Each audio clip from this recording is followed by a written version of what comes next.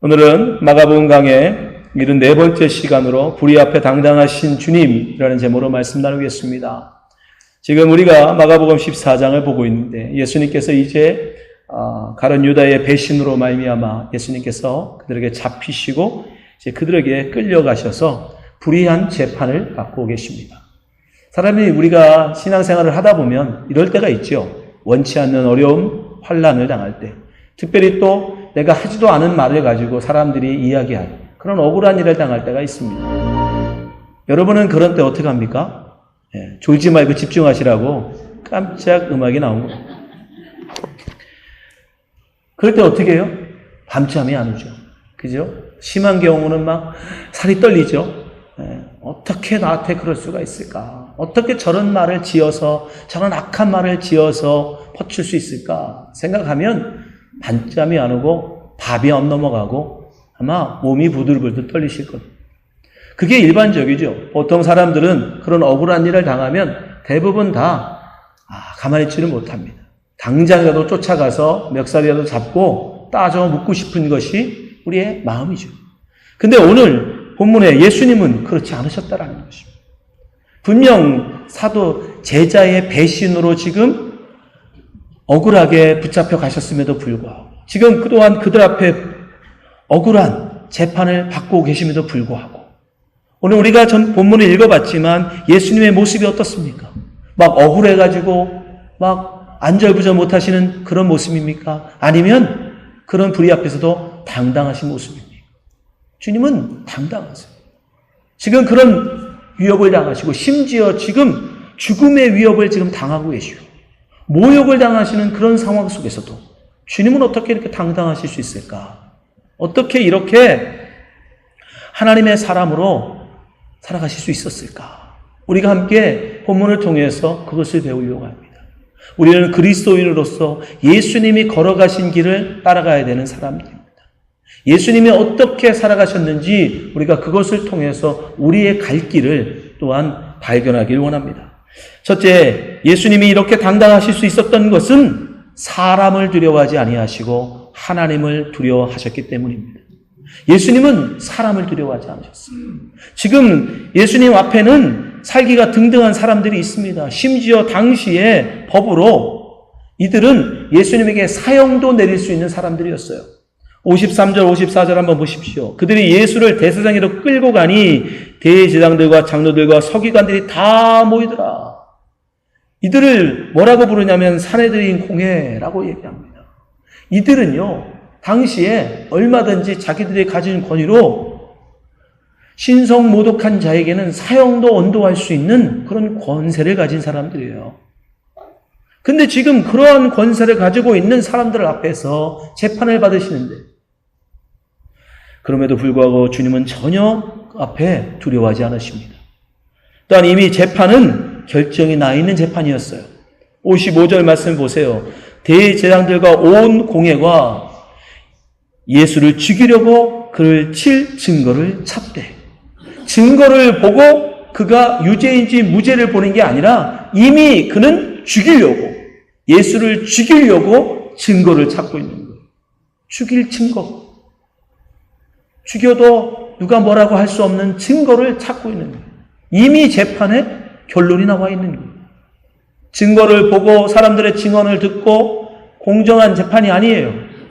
이미 예수님은 유죄입니다. 이미 예수님은 그것도 사형으로 이미 결정이 되어 있는 거예요. 그리고 거기에 합당한 증거를 사람들이 찾고 있는 거예요. 그때 심지어 그러한 대제사장들과 서기관들과 장로들의 의중을 알고 많은 사람들이 예수님 앞에 거짓 증인으로 나섭니다. 56절에 보면 이는 예수를 쳐서 거짓 증언하는 자가 많되 심지어 거짓 증언하는 자가 많았다라고 얘기합니다.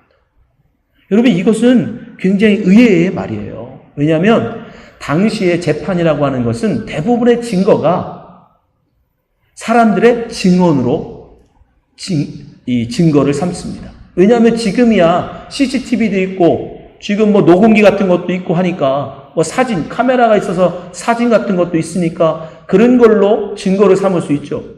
근데 당시에는 그런 게 없지 않습니까? 오직 뭐밖에 없어요? 사람들의 증언. 봤다라고 하는, 들었다라고 하는 사람들의 증언 말고는 뭘 증거로 할 수 있는 게 없어요. 그러다 보니까 당시에 이 어떤 사람들이 재판이 대부분 이 증언에 의해서, 증인들에 의해서 이루어졌습니다. 그래서 당시의 위증은 굉장히 큰 벌을 받았어요. 왜냐하면 재판이 대부분 이 증언에 의해서 이루어지는데 그 증언이 만약 거짓되다면 자기가 보지도 않고 봤다고 얘기하고 듣지도 못했으면서 들었다라고 말하는 거짓 증언이 있게 되면 재판을 누가 믿겠습니까?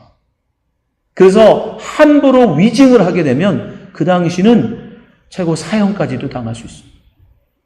지금도 위증의 죄는 굉장히 중하게 처벌합니다. 그런데 당시에는 더했어요. 만약에 어떤 누구가 살인에 관한 재판을 하고 있는데 위증을 한다? 그러면 그 사람도 사형이에요. 그만큼 위증죄는 무섭게 당시 처벌했습니다. 율법에서도 헛되이 증언하는 자는 돌로 쳐 죽이라고 할 정도로 당시의 위증은 굉장히 무서운 벌이에요. 죄예요. 그럼에도 불구하고 지금 예수님 앞에 많은 사람들이 거짓 증언하겠다고 나섰다라는 거예요. 그럼 뭐를 의미해요? 내가 위증죄로 죽을지언정 난 예수를 반드시 죽이겠다는 거예요. 그런 혈의가 가득한 자들이 많았다라는 거예요.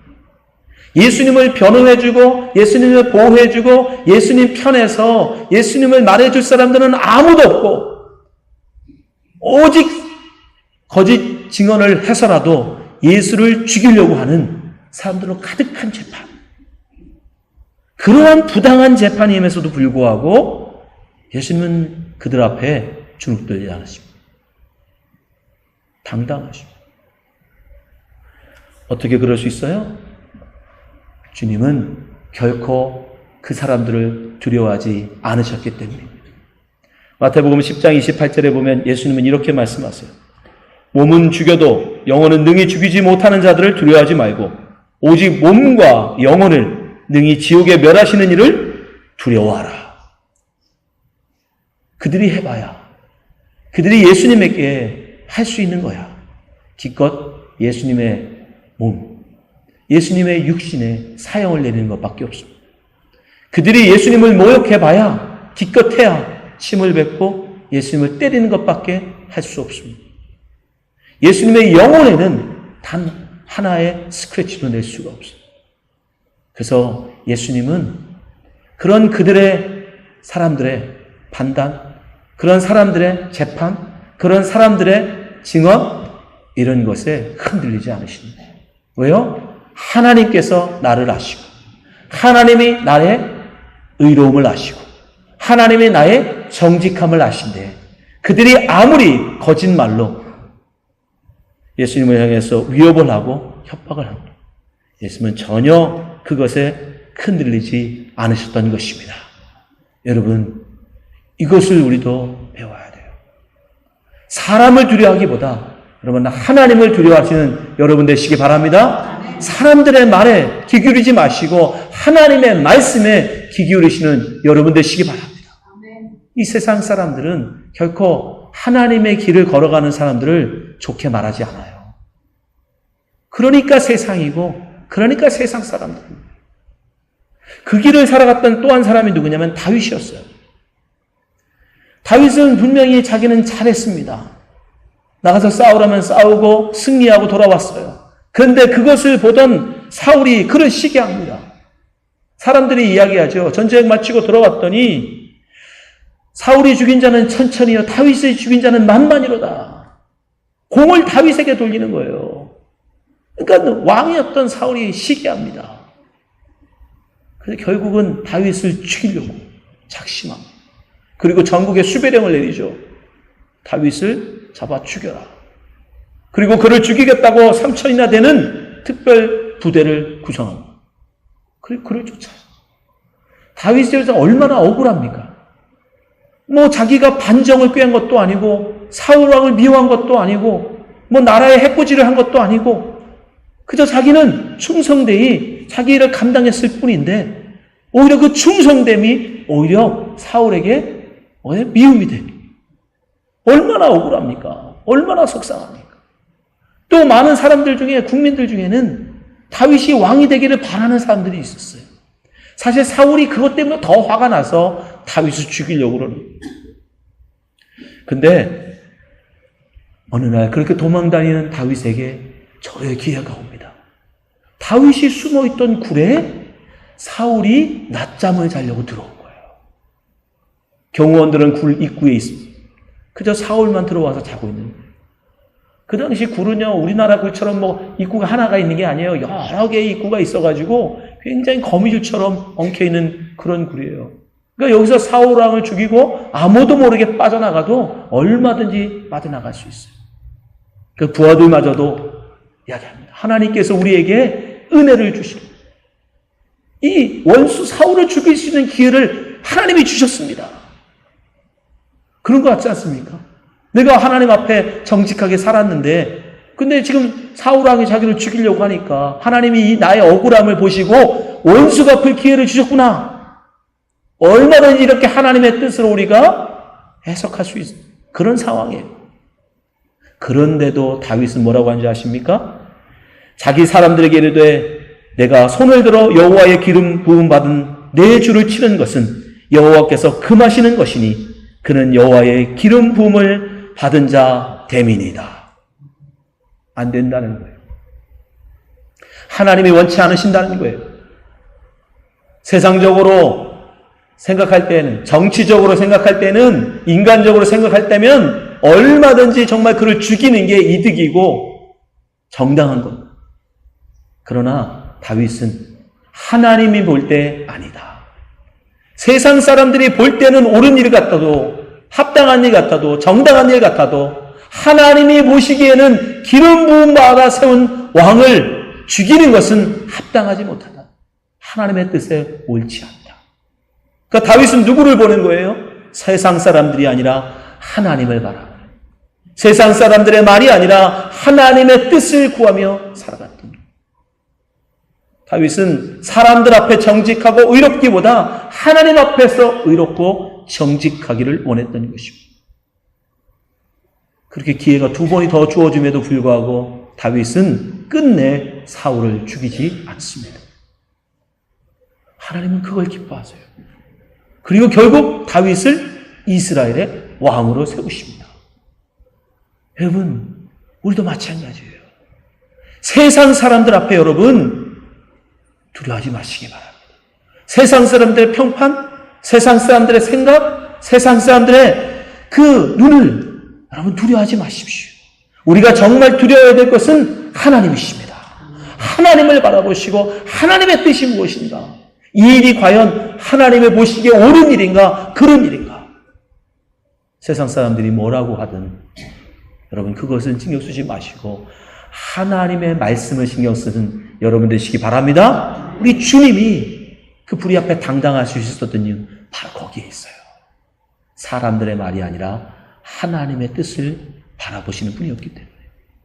두 번째, 예수님은 어떻게 그런 불의 앞에서도 당당하실 수 있었을까? 예수님은 비겁하게 불의를 피하는 것보다 정의롭게 맞서기를 원하셨던 분입니다. 60절, 61절에 보면 대제사장이 이제 묻죠. 대제사장이 가운데 일어서서 예수에게 물어 이르되 너는 아무 대답도 없느냐? 이 사람들이 너를 치는 증거가 어떠하냐 하되 이때까지 예수님이 아무 말씀을 안 하셨다라는 거예요. 그들이 여러 말들을 막 떠들어대고 거짓 증언들이 막 난무하고 예수님이 하지도 않은 말을 막 지어서 이야기할 때 우리 같으면 아니라고 반박할 것 같은데 이때까지 예수님은 아무 말씀 안 하십니다. 근데 61절 침묵하고 아무 대답도 아니하시거늘 대제사장이 다시 물어 이르되 내가 찬송받을 이의 아들 그리스도냐? 대제사장이 예수님께 묻습니다. 내가 그리스도냐? 자, 여기서 예수님이 아무 말씀을 안 하시면 어떻게 됩니까? 여러분, 그러면 대제사장은 꼬투리를 잡을 근거가 없어요. 모든 거짓 증언들은 이미 다 무효가 됐습니다. 서로 일치하지가 않거든요.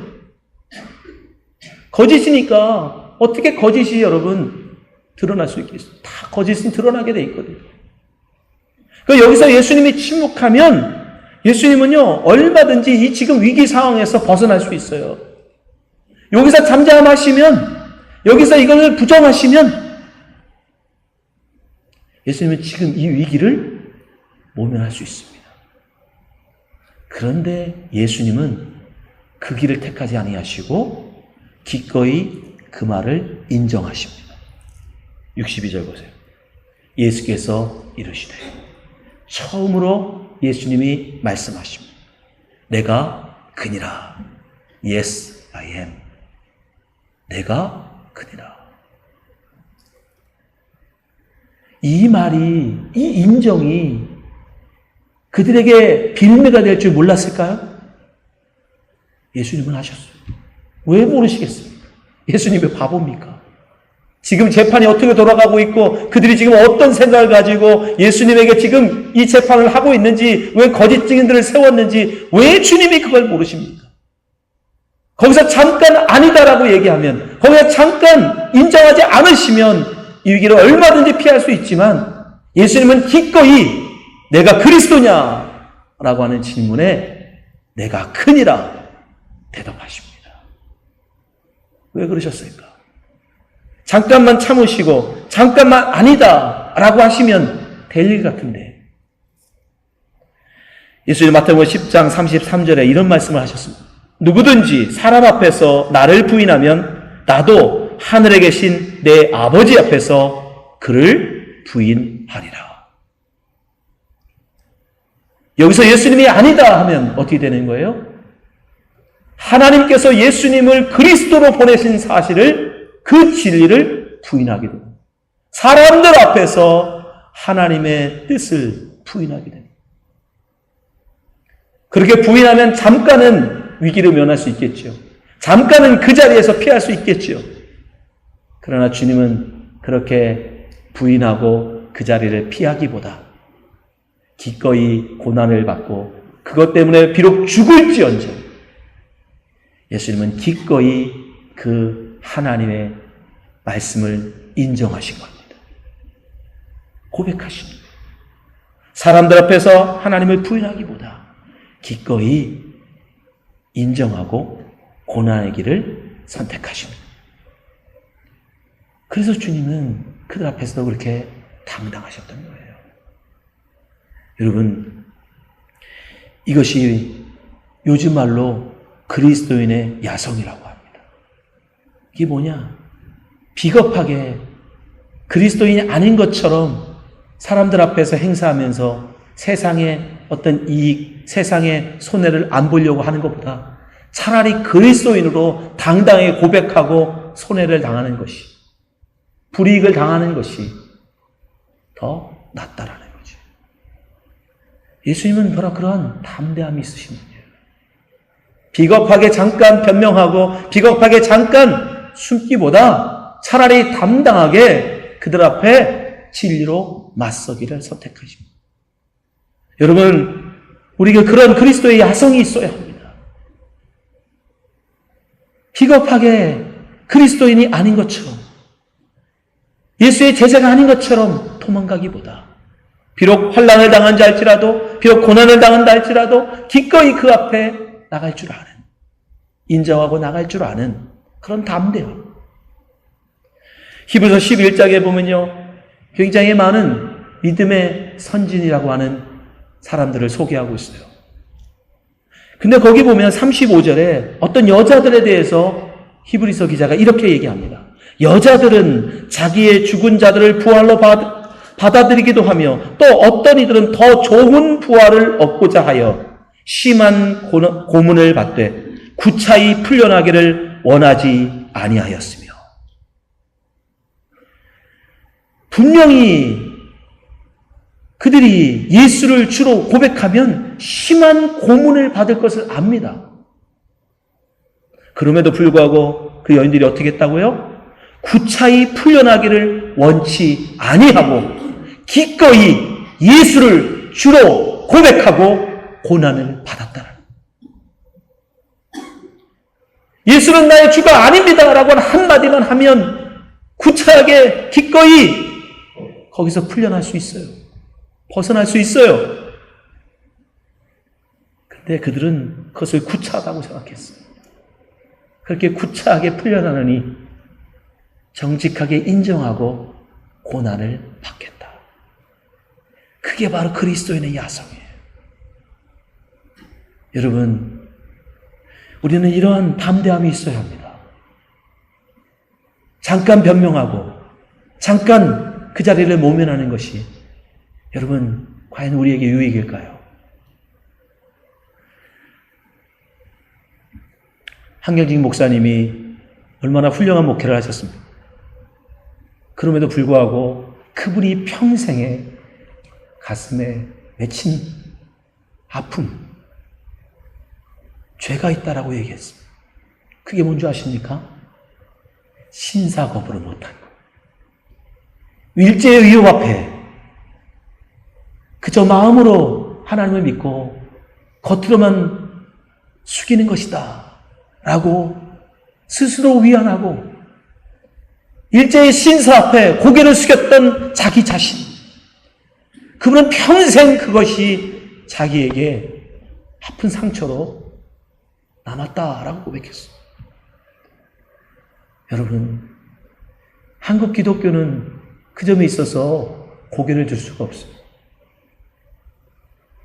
유수한 많은 기독교의 교단들이 신사 참배 앞에 고개를 숙였습니다. 그리고 변명했죠. 우리는 겉으로는 숙이지만 우리의 마음은 하나님을 믿으면 된다. 마음까지 그들을 섬기지 않으면 된다. 그러면서 교단은 살아남았습니다. 그러나 여러분, 소수의 무리들은 끝까지 신사참배를 거부하고 순교의 길을 걸어갔습니다.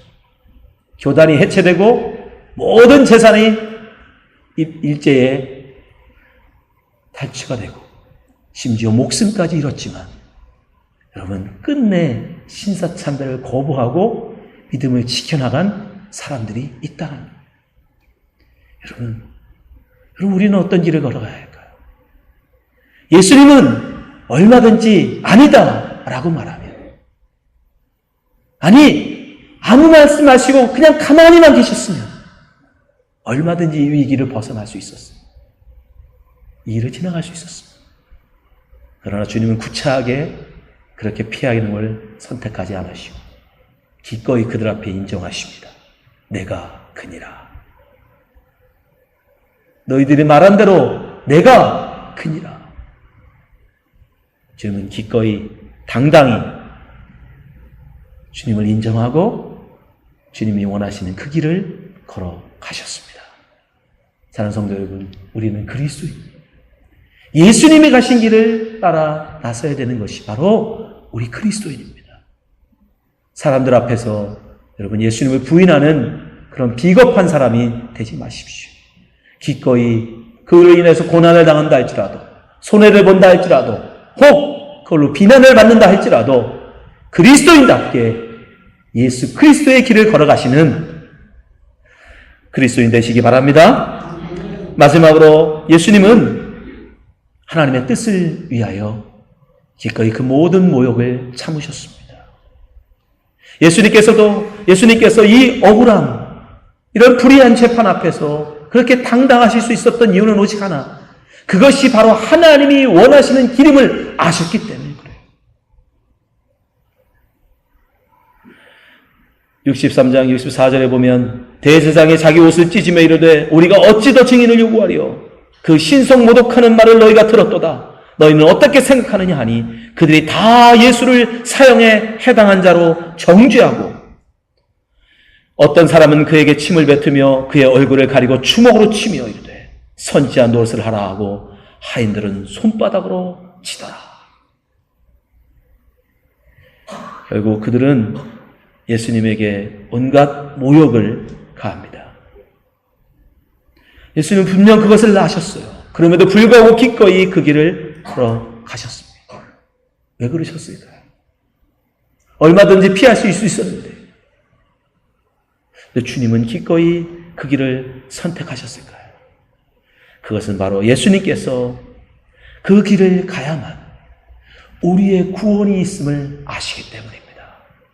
주님께서 그 십자가를 져야 우리를 인류의 모든 죄가 사함받는 것을 아시기 때문에, 또 하나님께서 예수님에게 그 길을 가기를 원하셨기 때문에 주님은 기꺼이 그 길을 걸어가셨던 것입니다.